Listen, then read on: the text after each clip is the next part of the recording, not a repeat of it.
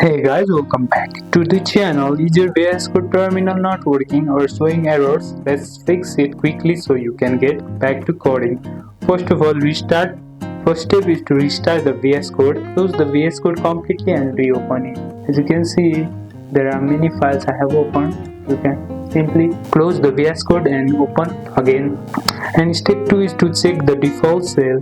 First of all, go to the terminal and you can check the default cell and click set as default. You can check the default cell from here. And step 3 is to open a new terminal. You can open a new terminal from terminal and new terminal. Like this, you can open a new terminal. And step 4 is to reset terminal setting. You can search terminal and go to integrated and go to cell and clear any custom paths that might be incorrect. Step 5 is to reinstall the shell. If using Git, Bash, PowerShell or WSL, make sure it's installed and working properly.